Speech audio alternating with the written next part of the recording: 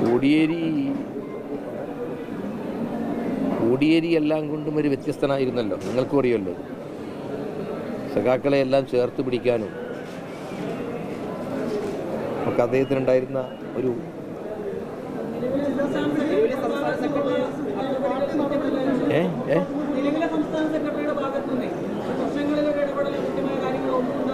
പാലക്കാട് ജില്ലയിലെ പ്രശ്നങ്ങളിൽ ഒരു ഇടപെടലും അദ്ദേഹത്തിൻ്റെ ഭാഗത്ത് നിന്ന് ഉണ്ടാകുന്നില്ല എന്ന ഒരു ആക്ഷേപം വ്യാപകമായിട്ടുണ്ട്.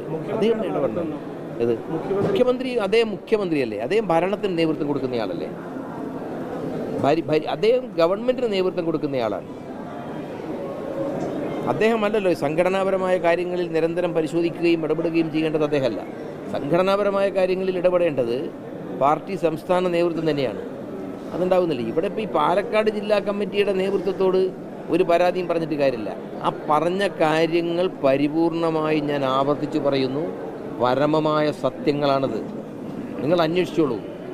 ജില്ലാ സെക്രട്ടറിയെ മാറ്റി അവിടെ ഈ തെറ്റ് തിരുത്തണമെന്നാണ് താങ്കൾ ആവശ്യപ്പെടുന്നത്. അങ്ങനെ ഒരു തെറ്റ് തിരുത്തൽ ഉണ്ടാകുമോ, അതോ ഈ പാർട്ടി നേതൃത്വത്തെ വിമർശിച്ചതിന് അങ്ങേക്കെതിരെ ഒരു നടപടിയാണോ പ്രതീക്ഷിക്കുന്നത്? ഏത് അങ്ങേക്കെതിരെ ഒരു നടപടി ഉണ്ടാകും? നടപടി ഉണ്ടാവുകയാണെങ്കിൽ നടപടി എടുക്കട്ടെ.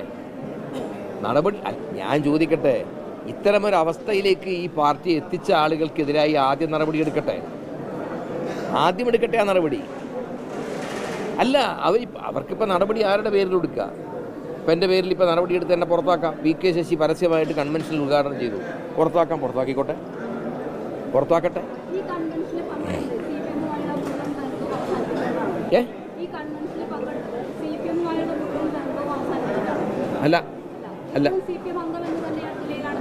അല്ല ഞാനിപ്പോൾ ഞാൻ പറഞ്ഞല്ലോ നിങ്ങളോട്, ഞങ്ങൾ കമ്മ്യൂണിസ്റ്റാണ് എന്നാ ഞാൻ പറയുന്നത്. കമ്മ്യൂണിസ്റ്റാണ്. പിന്നെ നിങ്ങളോട് ഞാനൊരു കാര്യം പറയാം. ഒരു പത്രക്കാരൻ നിങ്ങൾ ചോദിച്ചോ.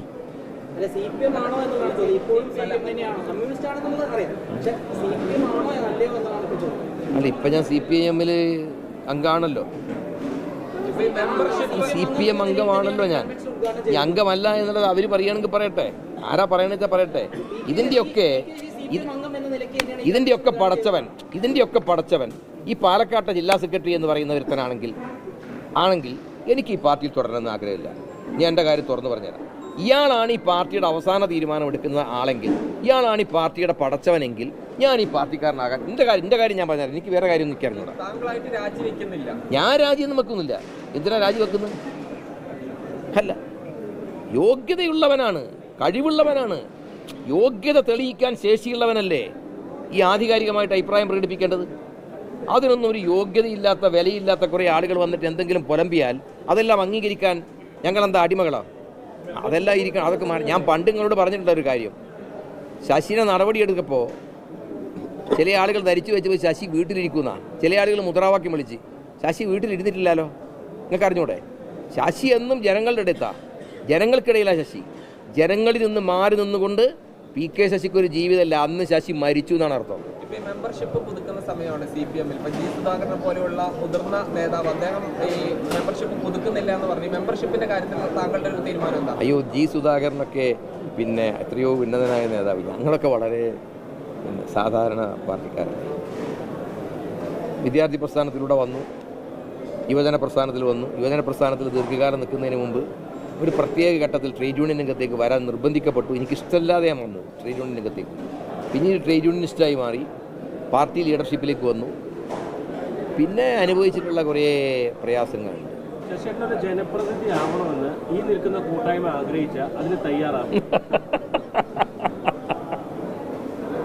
അങ്ങനെ ഒരു സാധ്യത ആവശ്യം വന്നാൽ എന്തായിരിക്കും? ഏത്? അതിപ്പോ ഞാൻ തീരുമാനിക്കേണ്ടതാണോ? ഇല്ല. ഞാൻ നിങ്ങളോട് പണ്ട് പറഞ്ഞൊരു വാചകമുണ്ട്. ആ വാചകം ഒരിക്കൽ കൂടി കൂട്ടിയ മഹാനായ EMSന്റെ വാചകമാണത്. ശശീൻ്റെ വാചകമല്ല. ശശി ചെറിയ ആളല്ലേ, EMS അത്ര വലിയ ആളാണ്. EMSന്റെ വാചകം ഞാൻ അതുപോലെ നിങ്ങളോട് ഞാൻ കൂട്ടിയ. രാഷ്ട്രീയത്തിൽ സ്ഥിരമായ ബന്ധുവില്ല, സ്ഥിരമായ ശത്രുവില്ല, സ്ഥിരമായ താല്പര്യങ്ങളേ ഉള്ളൂ. ക്ലോസ്ഡ്. അതിൻ്റെ അപ്പുറം അതിന് വിശദീകരണം ഒന്നുമില്ല. ഇതിലെല്ലാം അടങ്ങുന്നുണ്ട്. രാഷ്ട്രീയത്തിൽ സ്ഥിരമായ ബന്ധുവില്ല, സ്ഥിരമായ ശത്രുവില്ല, സ്ഥിരമായ താല്പര്യങ്ങൾ മാത്രമേ ഉള്ളൂ.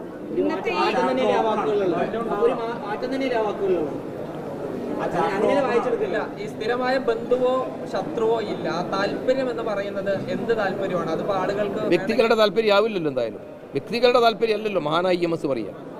പ്രത്യയശാസ്ത്രം തന്നെയാണ്. അതിന് സംശയം എന്താ? താല്പര്യം എന്ന് പറയുന്നത് ഒരു വർഗത്തിൻ്റെ, ക്ലാസിൻ്റെ താല്പര്യമാണ്, ക്ലാസിൻ്റെ ഇൻട്രസ്റ്റാണ്. ക്ലാസ്.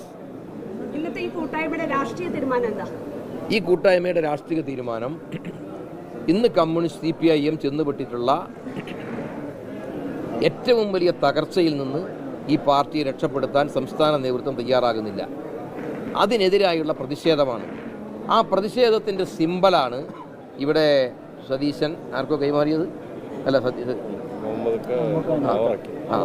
ട്രേഡ് യൂണിയൻ നേതാവായ അവർക്ക്, പിന്നെ ഒരു സീനിയർ നേതാവായ സഖാവ് കുന്നത്ത് മുഹമ്മദ് കൈമാറിയത്. അതൊരു പ്രതീകമാണ്, രോഷത്തിൻ്റെ പ്രതീകമാണ്. തിരുത്തണമെന്നുള്ളതാണ്.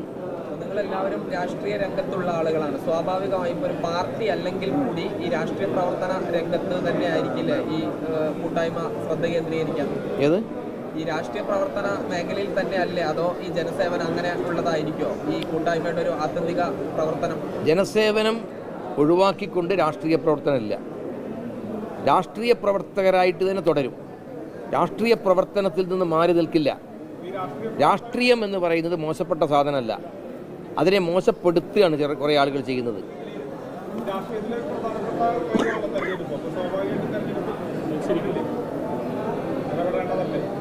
തെരഞ്ഞെടുപ്പിലോ?